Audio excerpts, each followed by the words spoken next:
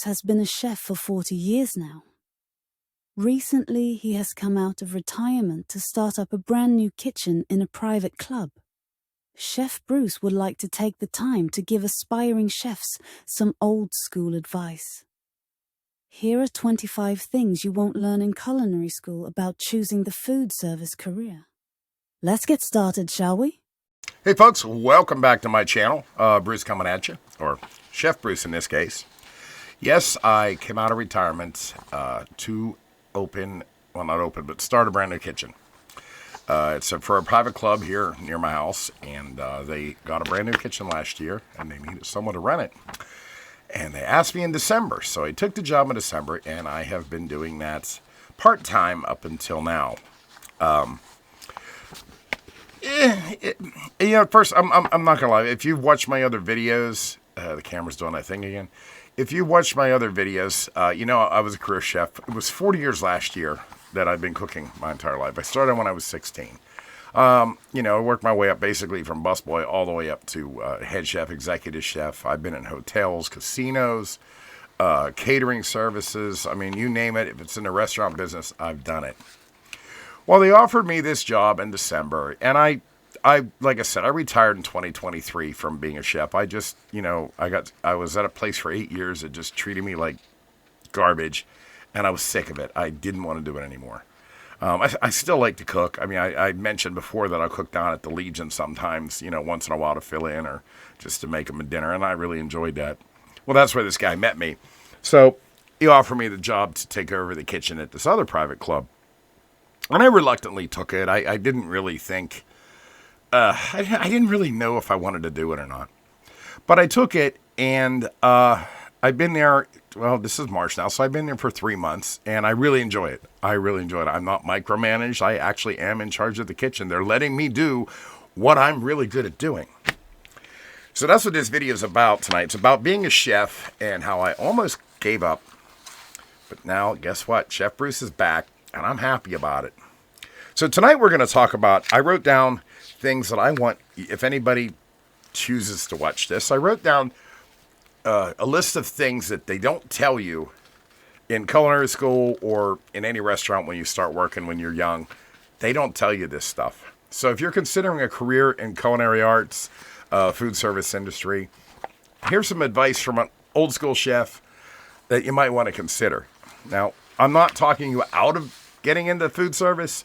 I just think I wish some people would have told me this when I was younger, because I worked under a lot of great chefs in my lifetime. I've actually met some of the famous ones too, but that's a whole other story and a whole other video, what I think of the TV chefs. This is just my experience working in normal restaurants, normal places, and normal food service. And I'd like to share this with the young people. So we are going to get started right now with 25 things I want you young people to know before you choose getting into a chef career. There's a lot more. There is a lot more, but I narrowed it down to 25 so this video isn't too long. And these are in no particular order. I'm just going to read straight down what I wrote down here, and we'll talk about each one and see how long it takes. All right, let's start with you want to go like 25 to 1? All right, number 1. I'm not going to be fancy about it. Number 1. No one outside the industry will truly understand you. You meet people outside the industry and you try to talk shop, they're not going to understand you. They're going to look at you a couple different ways. Everybody has a different perception of what a chef is. Some people think, it's like Gordon Ramsay on TV, or, it's like John Taffer. I know he's not a chef, but it's still the same principle. They're never going to understand what you're saying. They're going to look down on you like, you probably just cook burgers. Anyone could cook burgers. I do that at home. Try doing what I do. Try cooking for 150 people in one night by yourself, like I used to do at the other place. I have a smaller volume now, so I'm okay with it. Like I said, I still want to be retired, so this is perfect for me. But yeah, no one is really going to understand you, and respect's another thing. Some people are really going to respect you, especially people that know food service. Other people are just going to think you're a second-class citizen, and you kind of have to suck that up, unless you're like me, and I tell them to go kick rocks. So yeah. Number 2, any mistake you make, they won't let you forget it. My first week at this new club, a customer said that I burned their bun on their burger. First of all, it wasn't burned, it was toasted. But everybody's opinion's different on that. But they still talk about it like it's some big world-ending thing. And they didn't even say it that night. It was like the next day I heard about it. It's like, well, you could have just, hey, I don't want my bun toasted. This is the kind of stuff that happens. But and this has been 3 months later, and they just mentioned it the other night. Get over it. But you got to deal with that. You can do 100 things completely right, and it's perfect. No one's got to tell you. You do one thing wrong, oh, they'll jump all over you. That's just how people are. Number 3, it takes years and years in this business, preferably at the same place, before you get any authority around the other chefs that you're working with. Because chefs are very possessive of their kitchens. That's why I took this job, because it's a brand new kitchen. There's no one for me to answer to. So I get to do my thing that I've learned over the past 40 years. If let's say you're 20, 30 years old, even younger now, because you can cook when you're 18, and you jump into a kitchen. Let's say you just got out of culinary arts school, and you jump into a kitchen, and you think, oh, I'm a chef, I'm going to get respect. No, you're not. They're going to send you back in the cooler to look for something that doesn't even exist, or the deep freeze to look for something that doesn't exist. That used to be an old thing we did at the one hotel I worked at. New guy, his name was Jacob. This kid Jacob, he comes in right out of culinary arts school. Nice clean chef coat like I'm wearing right now. Nice brand new set of knives with the fancy steel and everything like that. And he was a little cocky asshole. We told him go back in the deep freeze and find some beef tongue. We need it right away. And don't come out till you find it. He went back. There's no beef tongue back there. Nope. It was a big freezer too. Like 20 below zero. Freezing his ass off. Couldn't find it. Yeah, you're going to get an attitude adjustment. A lot. Number 4. Family celebrations. Anytime your family has a celebration, you're already an established cook or a chef. They're going to expect you to cook. Well, you're the chef. You're good at it. You need to do it for the family. They don't realize that you just work 80 hours a week cooking for a bunch of ungrateful people, and you don't want to cook for your family. No, you want to be cooked for. You want to celebrate the holiday.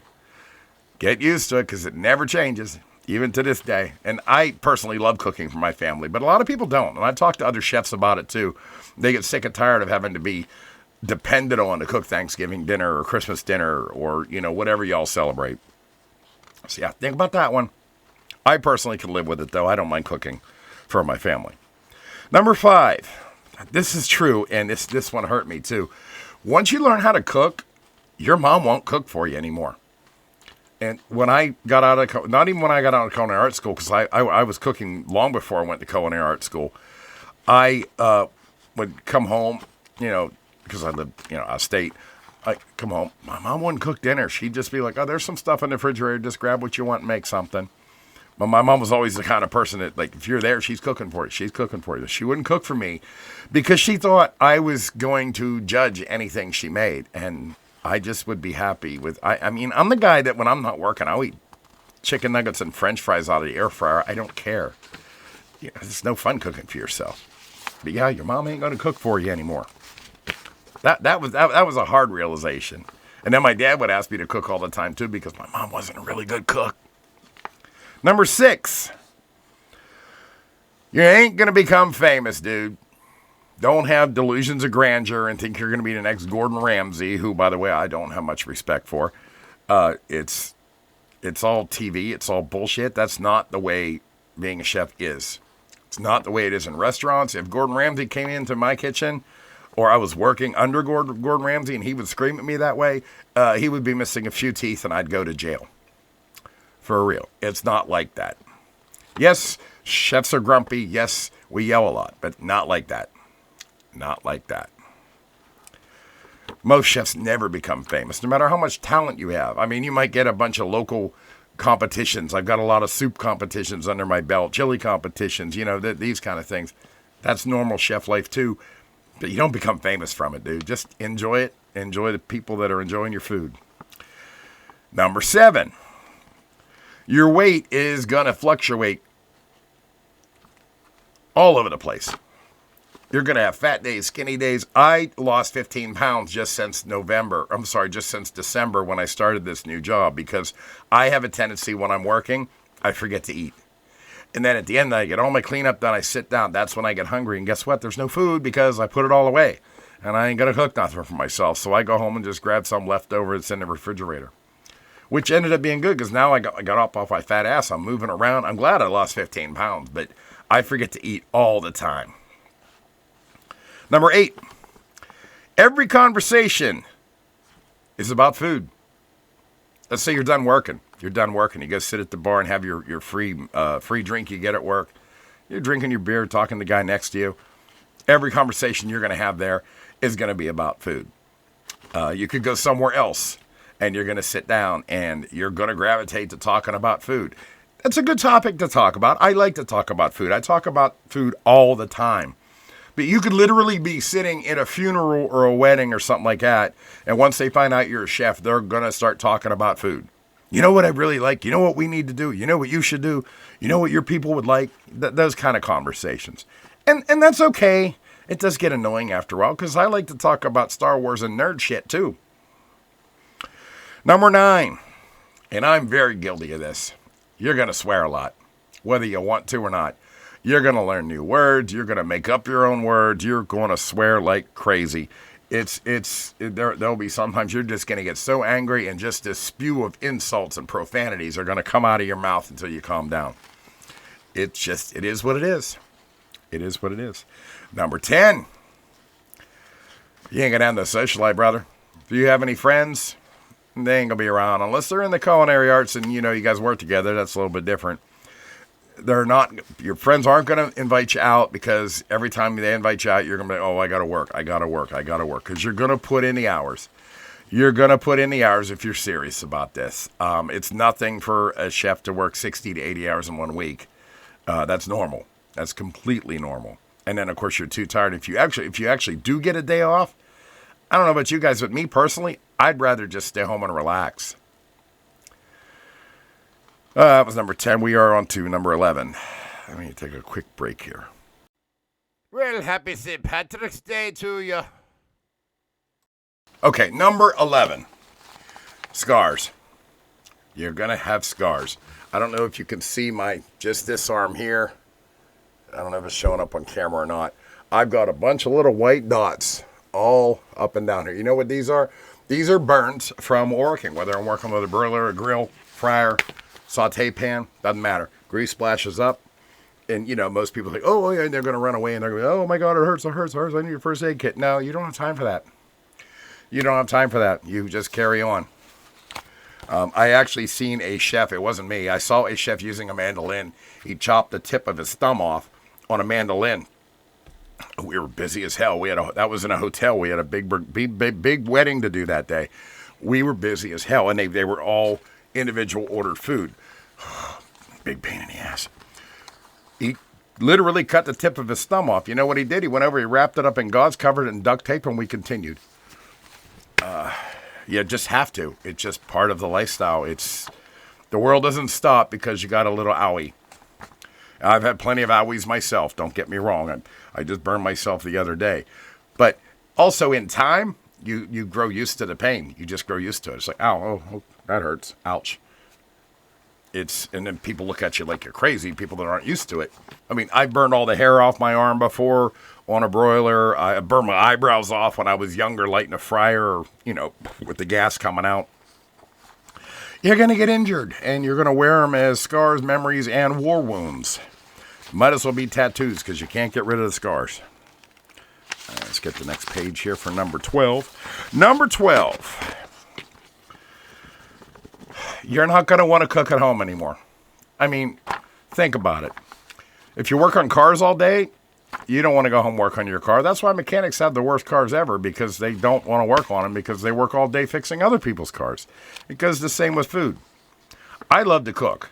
And like for special events and stuff, I'll cook for my families. But when I come home, I don't want to cook. I enjoy it when my wife makes me a meal, Or like I said earlier, I'll throw chicken nuggets and french fries in the air fryer just to have some substance in me.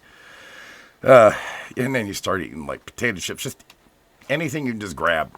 You really don't want to cook, especially if you're alone. If you're alone, you don't want to cook for yourself at home. You're not sitting home practicing or anything like that. It's just not like that.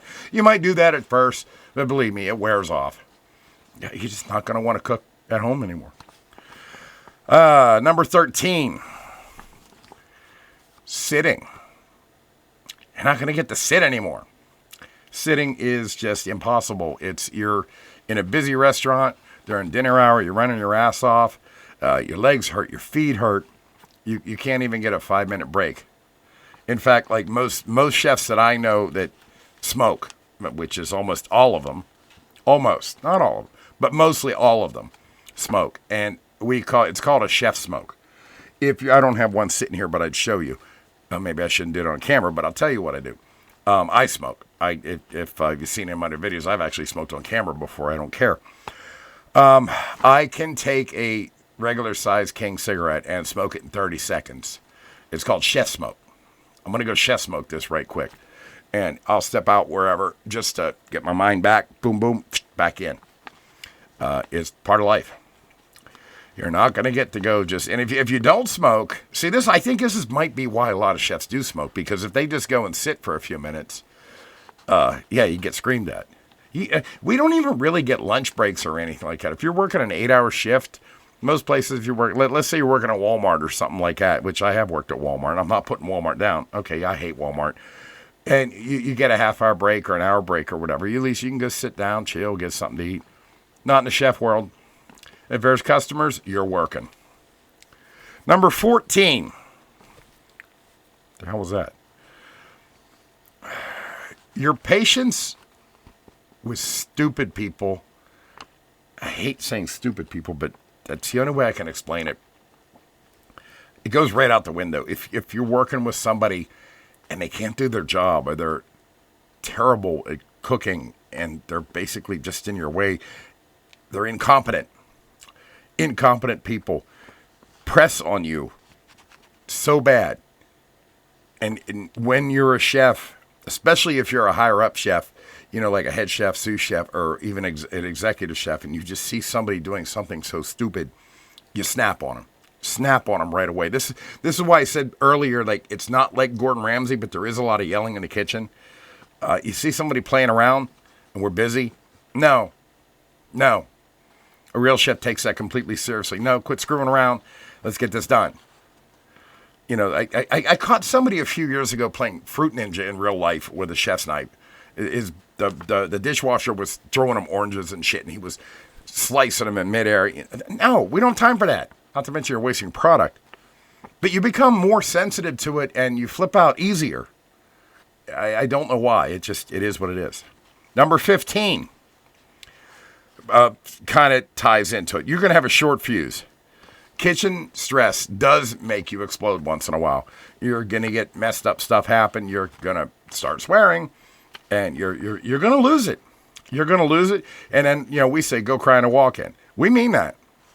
I have gone in a walk-in over the years, shut the door, and just screamed, maybe punch a box of lettuce or something like that, just to let out a little bit of stress. Suck it up, take a breath, and you go back online and you do your job. It sounds funny, but it's true. It's 100% true. Any real chef can back me up on that. That takes us to number 16.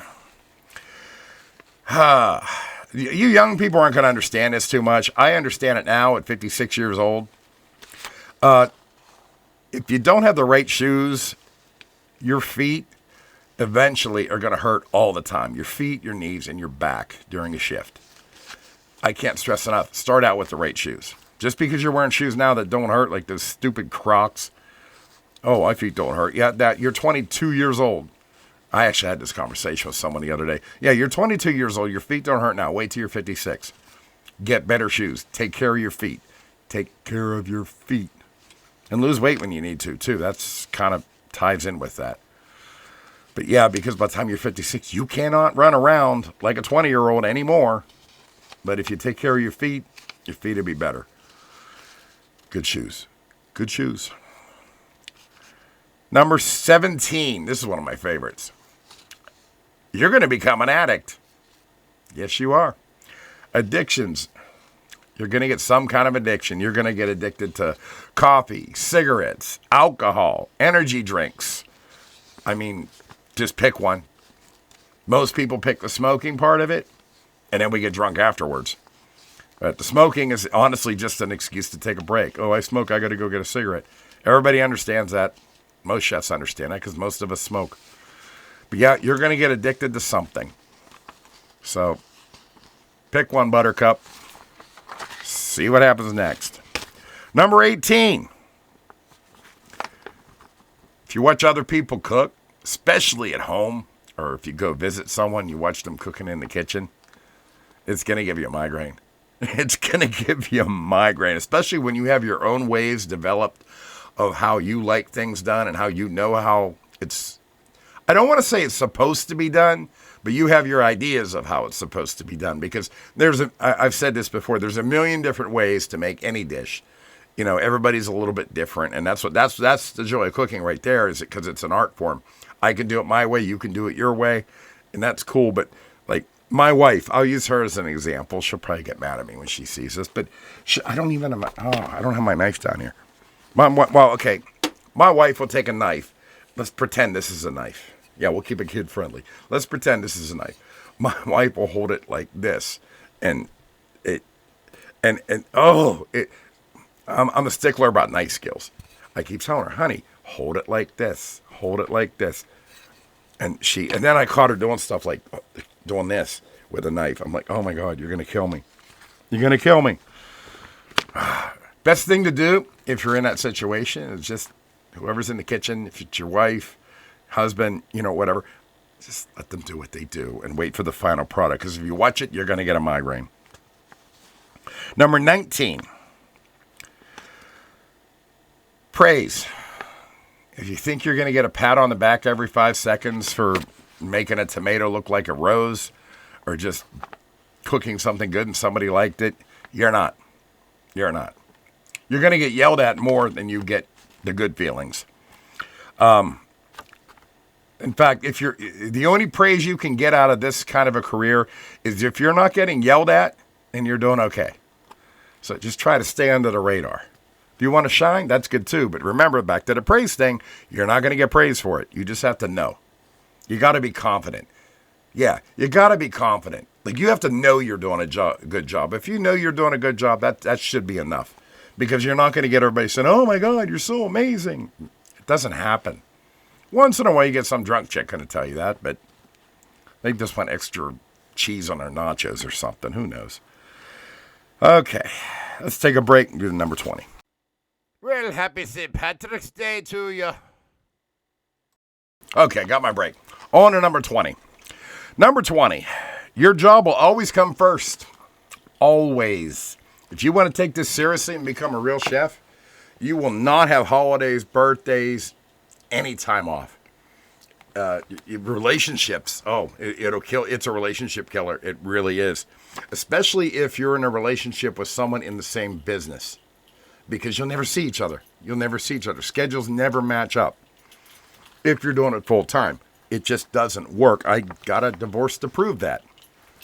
Not proud of that. I'm lucky enough now. I'm going to be married here for my third wife. Not bragging. But I am bragging about the 15 years. We're hitting 15 years for April 9th. And I had a long talk with her before I got back into doing what I'm doing right now. I warned her what it's going to be. She was encouraging me because it makes me happy. And I don't know if you could tell my videos or not. I'm a hell of a lot happier now when I got this new job that I'm not micromanaged and I'm actually shown some respect.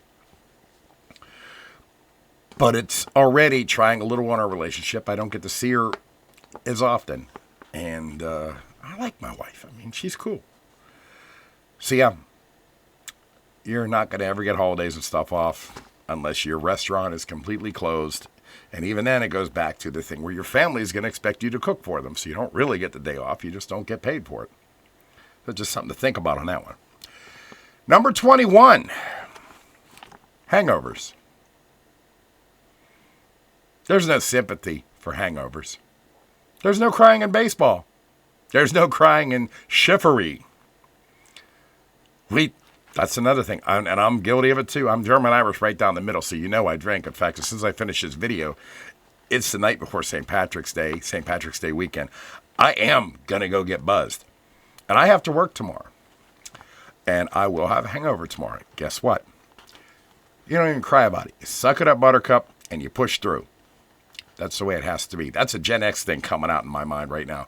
Because younger people, oh, I don't feel good. I'm going to call off. Nope, you can't call off. Guess what, Buttercup? If you're a chef, head chef, sous chef, executive chefs, they don't even tell you they have a hangover. They know how to hide it. Yes, we do. Line cook. No, guess what, buddy? If you plan on staying in this career, you better learn how to deal with that. Show up for work. Keep your mouth shut about it. Take some Advil and a glass of water, whatever you got to do. Be at work. Make Red Bull your friend. Whatever you have to do. You cannot call off. Number 22. Kind of goes back to the one I just said where you can't call off. This one's a harsh truth, but it's true. You're replaceable. I don't care who you are. I don't care if you're executive chef all the way down to dishwasher. And I have a lot of respect for dishwashers. But there is a hierarchy and a rank system. Maybe I'll do a video. If you like this video, maybe I'll do a video next time about the ranking and the hierarchy of chefdom. Because every title means a different job. Basically from dishwasher all the way up to executive chef. There's a whole bunch in between. It's kind of like a military.